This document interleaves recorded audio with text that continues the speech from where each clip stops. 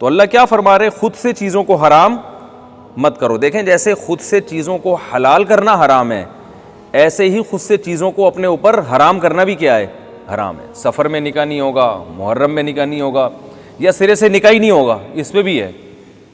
ये भी लोग कर लेते हैं कि भी एक दफ़ा औरत बेवा हो गई तो अब निकाह नहीं हो सकता इसका, क्योंकि ये बुरी बात है, बच्चे बड़े बड़े हो गए। तो क्यों भाई, बड़े बड़े हो छोटे छोटे हो, अल्लाह ने निकाह की हर वक्त इजाज़त दी है।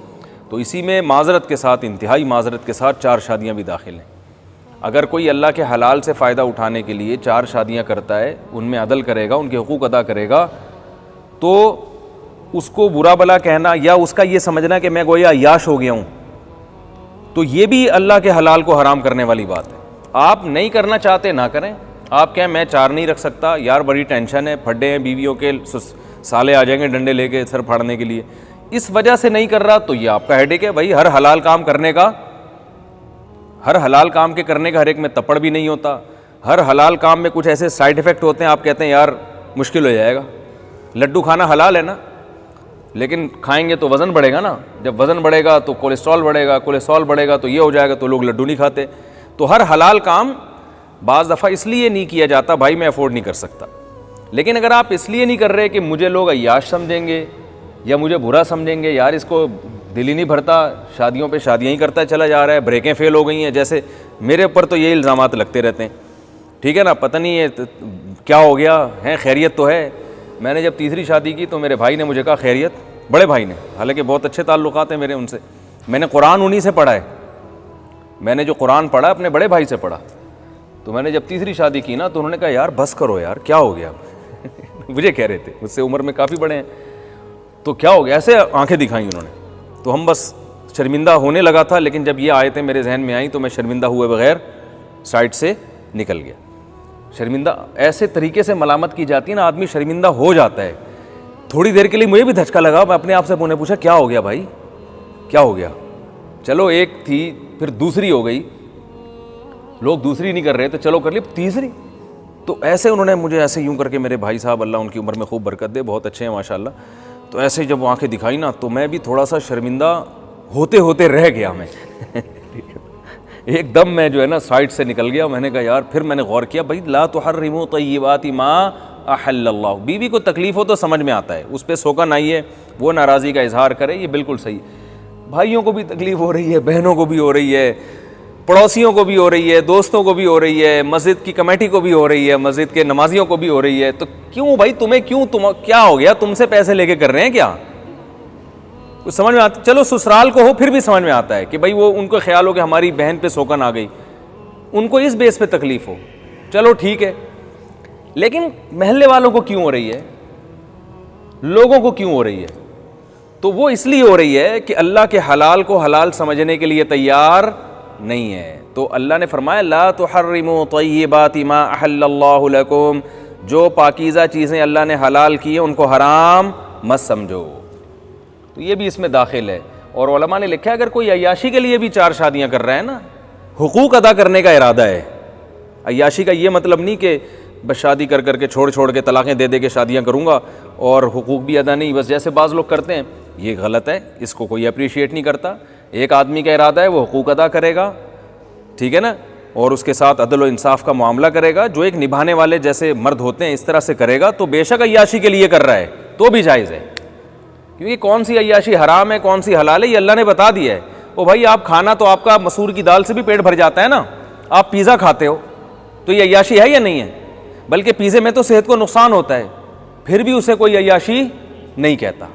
अपने खर्चे से, अब कोई आपसे कहे कि यार तुम्हें शर्म नहीं आती, पिज़्ज़े खा रहे हो, कल भी पिज़्ज़ा खा रहे थे आज फिर पिज़्ज़ा खा रहे हो, कल मैंने तुम्हें देखा था बर्गर खा रहे थे, निहारी खा रहे थे, आज फिर निहारी, क्या ये अय्याशी है? तो आप कहोगे भाई अपने पैसों से खा रहा हूँ, तुझे कोई तकलीफ़ है? चोरी करके खाता तो तकलीफ़ होती ना। हालांकि बर्गर खाने वाले को, पिज़्ज़ा खाने वाले को इसलिए भी मलामत की जा सकती है कि जो बर्गर ज़्यादा खाता है वो बर्गर की तरह गोल हो जाता है, इसमें तो सेहत का नुकसान है। जबकि शादी करने में अपने खर्चे पे अगर इंसान कर रहा हो, सेहत को फ़ायदा नहीं, नुकसान नहीं, बल्कि क्या है, फ़ायदा है, और आपको भी फ़ायदा और आप जिससे निकाह कर रहे हैं उसको भी फ़ायदा। तभी तो वो आपसे निकाह के लिए तैयार हुई है। कोई भी खातून आपसे निकाह करती है तो उसको अपना फ़ायदा नज़र आए तभी हुई ना तैयार, वो उसका भी फ़ायदा उसके रिश्तेदारों का भी फ़ायदा, उसकी औलाद का भी फ़ायदा कि वो औलाद की कफ़ालत करने वाला बाप मिल गया, तो फ़ायदे ही फ़ायदे हैं। तो इसलिए जो है ना, फ़ायदा नहीं भी होता तो अल्लाह ने जब कह दिया हलाल है तो हलाल है। तो इसलिए कोई अय्याशी के लिए भी 4 शादियाँ कर रहा हो बिल्कुल हलाल है। इसमें अपनी तरफ से आपको अल्लाह ने बता दिया कि हराम अय्याशी कौन सी है और हलाल अय्याशी कौन सी है। हराम ज़िना है और हलाल क्या है? निकाह है। बाज़ लोग कहते हैं करनी है तो बेवा औरतों से करो, यकीनन सवाब की बात है, बेवा औरत से करें, लेकिन अगर कोई खूबसूरत सी कंवारी लड़की तलाश करके करता है तो भी ठीक है। समझ में आ रही है बात? हलाल है ना भाई, हलाल है। हाँ, उस लड़की को ये कहा जाएगा कि तुम क्यों कर रही हो इससे, तुम किसी कंवारे से करो भाई। लेकिन अगर वो फिर भी कर रही है तो इसका मतलब वो मैरिड आदमी को कंवारे पर क्या कर रही है, उसके वालिदैन तरजीह दे रहे हैं। तो यकीनन इस मैरिड के कोई सुरखाब के ऐसे पर लगे होंगे कि उनको कंवारे से ये ज़्यादा अच्छा लग रहा है। तो जब उनको अच्छा लग रहा है तो आपको तकलीफ़ बोलो भाई क्यों हो रही है? लोग कहते हैं ना कि कंवारी से की है तो ये तो बड़ी अय्याशी है। भाई कंवारी से ज़बरदस्ती नहीं की है, उसकी मर्ज़ी से की है। तो उसने भी अपनी मर्ज़ी से की है, उसके अब्बा भी राज़ी, उसकी अम्मा भी राज़ी, उसके भाई भी राज़ी।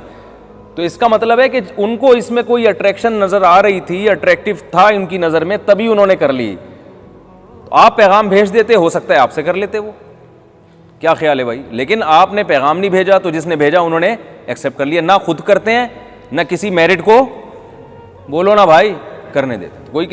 कोई चौथी शादी किसी कंवारी से करे ना और लोग एतराज़ करें कि कंवारी से क्यों की, कहना इसलिए की कि आपने नहीं की, या तो खुद कर लेते।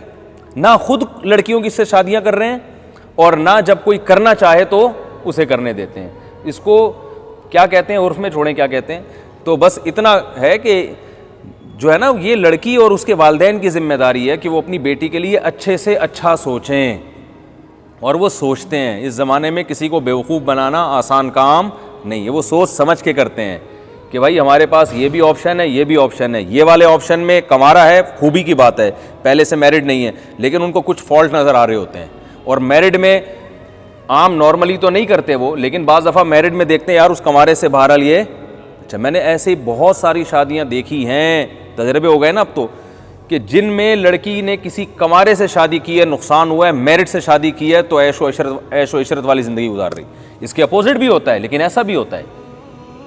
तो इसलिए अल्लाह ने इसमें आज़ादी रखी है, लड़की वालों को इख्तियार दिया है कि तुम कंवारे से करना चाहो, मैरिड से करना चाहो करो। अल्लाह ने उसको नहीं तरगीब दी कि पहले से जो शादी था उसी से करो। अल्लाह ने कहा तुम अपने लिए अच्छे से बेहतर देखो, और मर्द को कहा तुम अपने लिए बेहतर से बेहतर देखो। उसको भी बता दिया कि बेहतर से बेहतर देखो, मगर ज़रूरी नहीं कि मिल जाए।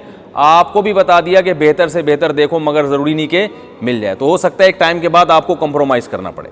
इसी वजह से दूसरी शादी के लिए मेरे पास आते हैं, मुझे बताते हैं भाई मुफ्ती साहब ऐसा रिश्ता चाहिए, यूँ हो तो यूँ हो। मैं कहता हूँ भाई सेकंड मैरिज में इस किस्म की आपकी शर्तें नहीं चलेंगी, क्योंकि सेकंड मैरिज के लिए कोई तैयार अव्वल होगा नहीं, हो जाए तो बड़ी बात है। तो इसलिए वो फ़लाँ बेवा है, फ़लाँ तलाक़ याफ्ता है, उससे कर लो। तो मजबूर होकर करना पड़ता है उनको, इसलिए कि मिलती नहीं है।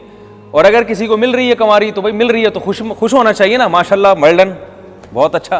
क्या ख्याल है भाई? किसी को कोई अच्छी बीवी मिल जाए तो उस पर मुबारकबाद दी जाती है ना। अरे आपके दोस्त की कहीं शादी हो गई, बहुत ऊंची किसी शहजादी से शादी हो गई, और वो बड़ी खुशी हुई बता रहे यार वो बड़े ऊंचे घराने में मेरी शादी हो गई, मेरी वाइफ माशाल्लाह बहुत खूबसूरत भी है, खूबसीरत भी है, अच्छा ख़ानदान भी है। तो आप खुशी करो, उसको मुबारकबाद दोगे ना, वेल डन यार बड़ी खुशी हुई। ये तो नहीं कहोगे यार बहुत तकलीफ हुई, शर्म नहीं आती, क्या कर रहे हो तुम, अपनी शक्ल तो देखो। कहते हैं यार तुम कौन सा इतने खूबसूरत हो, तुम भाभी ऐसी खूबसूरत क्यों लेकर आ गए? कोई कहता है ऐसे मौके पे? भाई कहता है यार तुम्हारे लक है यार, चलो अच्छी बात है, हमारे लिए भी दुआ करो। यही होता है ना। तो जैसे पहली शादी में ऐसा होता है तो दूसरी में भी यही जज्बात होने चाहिए, तीसरी में भी होने चाहिए, और चौथी में भी बोलो भाई यही होने चाहिए। किसी की चौथी अगर किसी खूबसूरत लड़की से, कंवारी लड़की से, बिल्कुल एकदम कोई शहजादी से शादी हो रही है तो आप मुबारकबाद दो, वेल डन भाई, सुना है कि बहुत अच्छी जगह आपकी शादी हुई है, हालांकि आपके पहले से 18 और 20 बच्चे हो चुके हैं, आप खुद जनाब 55 और 60 साल के हो चुके हैं। मौलाना शमस शऊरी साहब की एज ज़्यादा थी, उनकी सेकंड वाइफ बहुत कम उम्र थी। तो लोगों ने ताने दे दे के उन बेचारों को शहीद होने पर मजबूर कर दिया।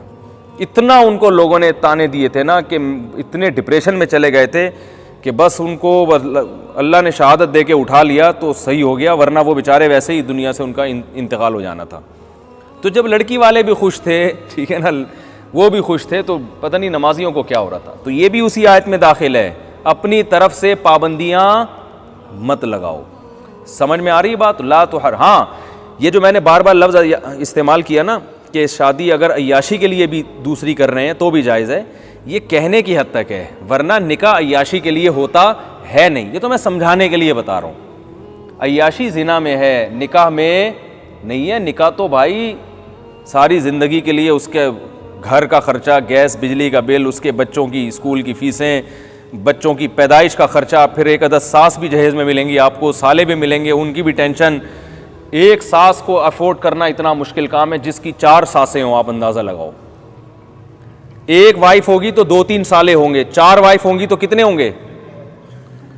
मैंने एक दफ़ा बैठ के अपने सालों की तादाद गिनना शुरू की तो मैं नहीं गिन सका, अभी भी मुझे याद नहीं है मेरे टोटल साले कितने हैं। 4 या 5 इधर हैं, 2 इधर हो गए, हैं अच्छा खासे, होलसेल के हिसाब से हैं। तो आप अंदाज़ा लगाओ कि ये अय्याशी है, इसको अय्याशी बोलते हैं। अगर ये अय्याशी होती ना तो दुनिया के जो हमारे मशहूर अय्याश सियासतदान हैं उन सब की 4 होती।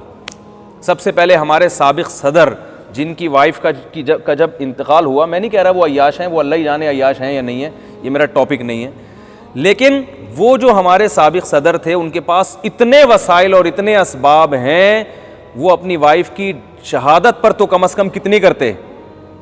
बोलो भाई, 4 करते। उन्होंने नहीं की, इसी वजह से नहीं की कि भाई बहुत बड़ी टेंशन, एक का इंतकाल हो गया, इस पर अल्लाह का सब्र करना चाहिए या शुक्र अदा करना चाहिए, वो ज़्यादा बेहतर जानते हैं।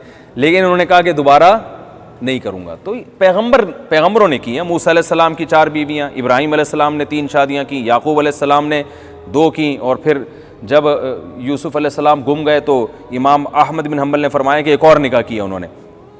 तो ये तो पैगंबरों की सुन्नत है। आज भी ज़्यादातर दीनदार लोग ये काम करते हैं। उलमा सुलह में आपको 2-2, 3-3 शादियाँ मिलेंगी, आम पब्लिक में नहीं मिलेंगी। तो इसलिए अल्लाह ने फरमाया ला तुहर्रिमू तय्यिबाति मा अहल्लल्लाहु लकुम, जो इन हलाल चीज़ों को अल्लाह ने हलाल कर दिया उनको हलाल ही रखो, ठीक है ना, उनको क्या रखो?